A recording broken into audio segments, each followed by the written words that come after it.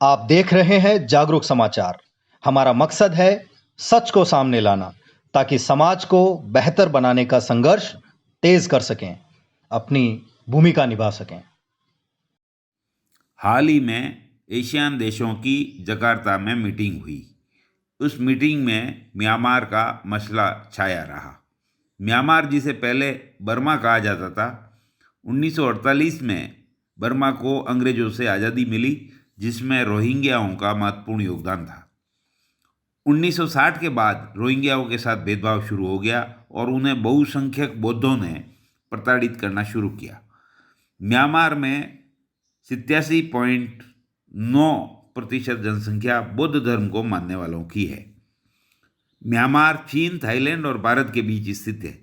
Myanmar में लंबे समय से तानाशाह सैन्य शासन चल रहा था, पर 5 साल तक आंग सू ची के नेतृत्व में नागरिक सरकार बनी, जिसे 1 फरवरी 2021 को सैन्य शक्ति ने उलट दिया और आंग सू ची को गिरफ्तार कर लिया। लोगों का गुस्सा अंदर ही अंदर भड़क रहा था। 6 फरवरी को केवल 6 एक्टिविस्टों ने सैन्य शासन के विरुद्ध मार्च किया। 8 फरवरी को आते आते पानी की बौछारों, आंसू गैस के गोलों, रबर की गोलियों, पुलिस की वास्तविक बुलेट्स का सामना करते हुए 100 से अधिक शहरों और कस्बों में सैन्य शासन के विरुद्ध लोग सड़कों पर उतर गए। वहाँ की जुंटा की फौजी तानाशाही सरकार दमन पर उतर गई और प्रदर्शनकारियों पर गोलीबारी शुरू कर दी, जिसमें कई प्रदर्शनकारी मारे गए और अनेकों घायल हुए।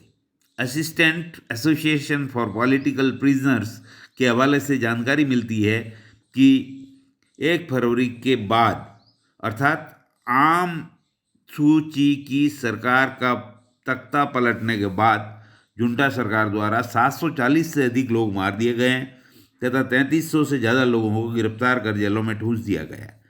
पुलिस और सेना आंदोलनकारियों को सूंघती फिर रही है। रिपोर्टों से पता चलता है कि प्रदर्शनकारी भी देशी तरीकों से सेना का विरोध कर रहे हैं। दुनिया के कई देश इस तानाशाही का विरोध कर रहे हैं। सुरक्षा परिषद ने भी विरोध किया है। अमेरिका ने व्यापार पर प्रतिबंध लगा दिए हैं। एशियान देशों में भी जुंटा सरकार पर दबाव डाला जा रहा है, पर आश्चर्यजनक है कि भारत सरकार एक पड़ोसी देश की जनता पर हो रहे दमन के बारे में कुछ नहीं बोल रही है। इस बारे में हमने अंतर्राष्ट्रीय घटनाओं पर नज़र रखने वाले उदयपुर के पत्रकार हबीब से बातचीत की। ये म्यांमार से चालू करते हैं। जो तानाशाही है, तो वहाँ सेना की तानाशाही चली रही है और सेना ने वहाँ पे लोकतांत्रिक लोगों को गिरफ्तार कर लिया है। और अच्छी बात ये है लड़ने की कि वहाँ के स्टूडेंट्स भी सेना के ख़िलाफ़ सड़कों पे हैं, मर रहे हैं फिर भी सड़कों पे हैं। तो ये मेरे अंदाज से अपने आप में बहुत बड़ी बात है, वहाँ के लोग लड़ रहे हैं।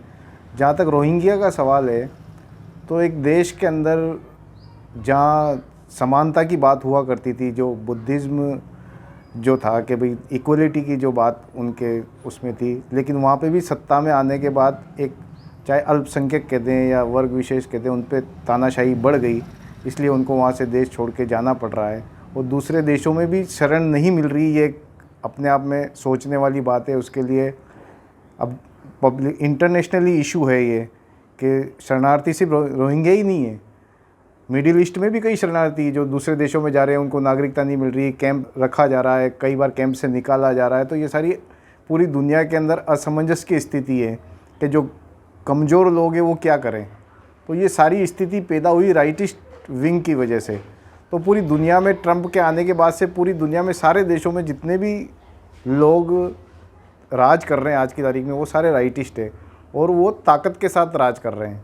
वो उनका पहले भी कमज़ोरों पे तो जुल्म हुआ करते थे, लेकिन अब जुल्म और बढ़ गए हैं।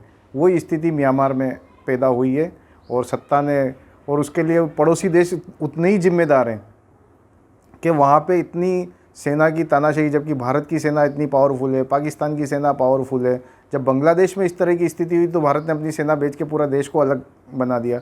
तो म्यांमार में हम क्यों पीछे हट रहे हैं? म्यांमार में लोगों को मरने से रोकने के लिए हमारी सेना को क्यों नहीं ऑर्डर दिया जा रहा? ये एक बहुत बड़ा सवाल है।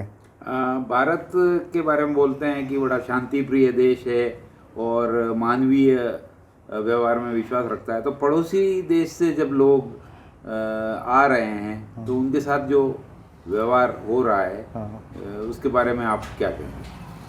वो उसकी वजह भी ये है कि हमारे यहाँ भी राइटिस्ट लोग राज कर रहे हैं और पूरा देश के अंदर सांप्रदायिकवाद फैला रखा है। अब चूँकि रोहिंग्या मुसलमान जुड़ गया उनके सामने, अगर रोहिंग्या मुसलमान नहीं होते या मुसलमान शब्द नहीं होता उनके साथ, हो सकता है आज का व्यवहार उसमें बदला हुआ, आज की सरकार का जो नज़रिया है वो बदला हुआ होता। तो अब पता नहीं, अब सुप्रीम कोर्ट ने भी इसमें रोहिंग्याओं के खिलाफ या उनके विपरीत जो आदेश दिए हैं, अब क्या स्थिति निकलेगी ये तो सुप्रीम कोर्ट ही तय करेगी आगे कि क्या करना है उनका, क्योंकि शरणार्थियों को आप भगा तो नहीं सकते, जो आ गए वो तो रहेंगे। अब उनको आप कैसे डील करते हो उसके ऊपर डिपेंड है। आप देख रहे थे जागरूक समाचार। आपसे निवेदन है कि चैनल को लाइक करें, सब्सक्राइब करें और शेयर अवश्य करें। धन्यवाद।